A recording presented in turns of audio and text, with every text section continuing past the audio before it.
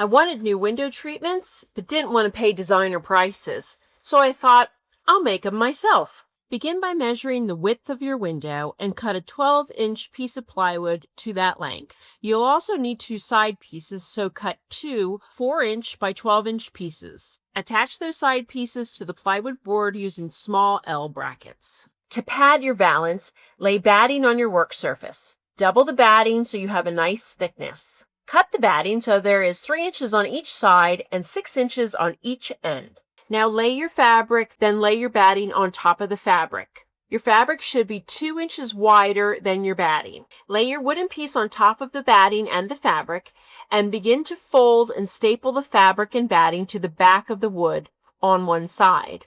On the opposite side, tug the fabric a little bit so it's taut and staple it in place. Work in small sections until you've covered the entire wooden piece. For each end, you want to fold the material and batting over and staple it in place. You may have to cut away some fabric if it's too bulky. You don't want it too thick. To finish it off, staple a piece of felt along the back. This will hide all the raw edges of your fabric. Now screw long L brackets to the inside of the end pieces. This is why you didn't want too much bulk. If it's too bulky, the brackets won't be able to be attached. You'll use these brackets to attach the valance to your wall. And there you have an upholstered valance in under 15 minutes. Pick up a couple of tension rods to make this easy, no sew and no holes unique window treatment. I'm measuring the distance between the 2 walls on both sides of the window. The width measurement plus about 1/2 inch seam allowance is getting transferred to the curtain panel, then cut along one side, leaving the other side sewed edge intact. I'm now measuring the length I'd like the valance to hang down, then cutting that to size as well. To prepare for hanging, the curtain panel is getting steam ironed on both sides. The top tab on one side is being cut back about 1/2 inch. One side of the curtain is being folded 1/2 inch and steam ironed so the fold holds its shape. The bottom of the curtain panel is also being measured and cut, then folded and ironed the same way. With the curtain panel laying good side down, I'm adding some hot glue to the folded areas so they will stay intact. If preferred, you can also use hemming tape, which glues the fabric together after ironing it. With curtain panel good side up, I'm choosing a grain sack stripe and antique sign from Funky Junk's old sign stencils to add to the panel. Then using a wider chip brush, I'm loading the brush, removing most paint, then using long swiping motions over the stencil to achieve a smooth, dry brushing effect with raw silk. I'm now positioning the antique sign on top of the stripe and stenciling it in ash. There's 3 ways to stencil. Tapping the brush up and down creates letters with the best coverage. Swiping the brush with longer strokes creates a smooth, dry brush finish. Or swirling the brush offers the most even coverage, which is generally my favorite choice. I'm now threading a rod through the tabs and installing the first rod up near the ceiling and against the wall. After placing the second rod, I'm draping the fabric over it. And my adorable mini awning or bistro style curtain valance is now complete. Isn't it cute? The tones and theme are perfect for the ensuite's look. Head to Dollar Tree and pick up 3 glass carafes and twine. Take twine and wrap, tie, and secure around the glass. Tie into a knot to secure. Take an indoor plant and clip parts of the plant off. Add water to the glass bottles and then add clippings to the water. Hang a curtain rod and add more twine or rope from the rod to the twine connected to the bottles. There you have it, a cheap way to create your own easy living window valance to propagate plants. I hope this inspired you to try this DIY decor project in your home.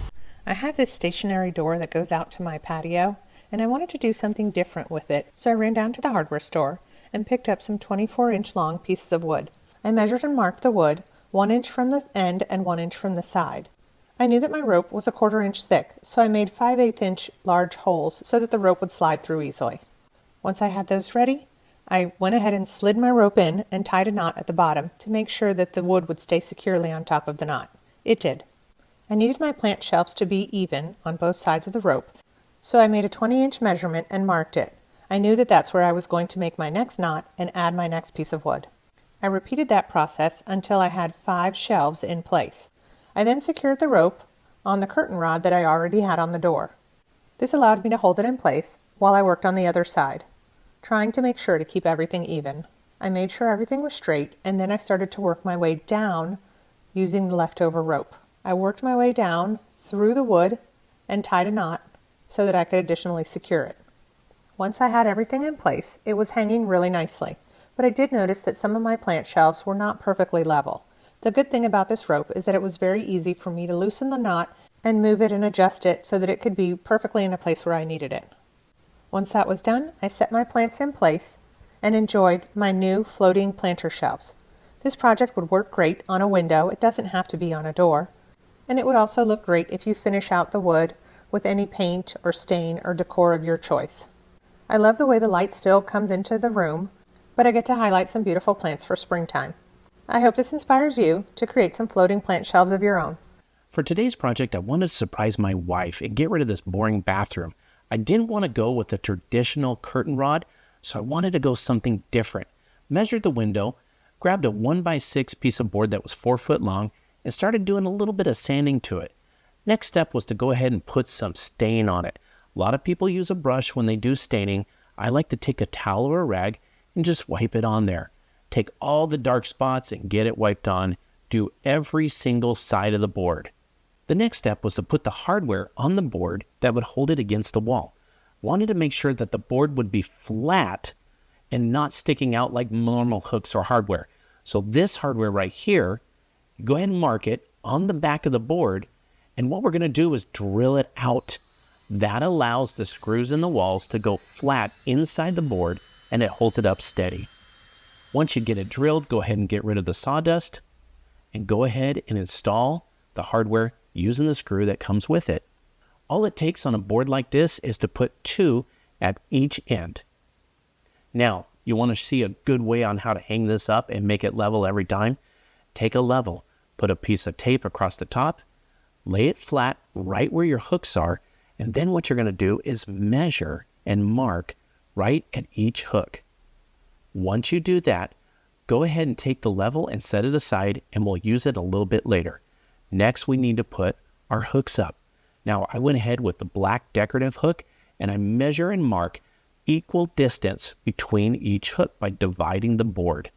These marks right here are where you're going to put the hooks, and we want to make sure that we pre-drill each one of these holes. I'm a big fan of pre-drilling. It keeps the boards from splitting. So once you get those first holes pre-drilled, go ahead and put the hook up, use the screws provided because they're the same color as the hook, and go ahead and put it on. You're going to do this with each and every hole, and usually these hooks have 2 screws. Make sure you get both of these in. Now remember that level that we had?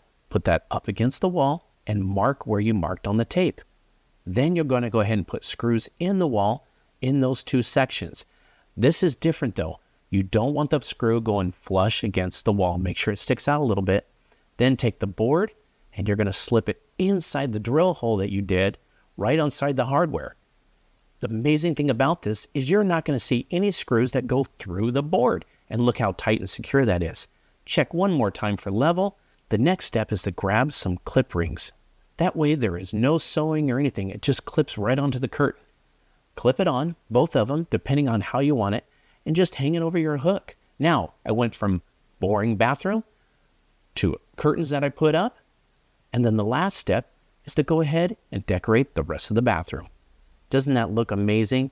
This took no time at all, and it was easy to do. I hope you liked the look of this project. We had fun making it, and I hope you join us again on Home Talk.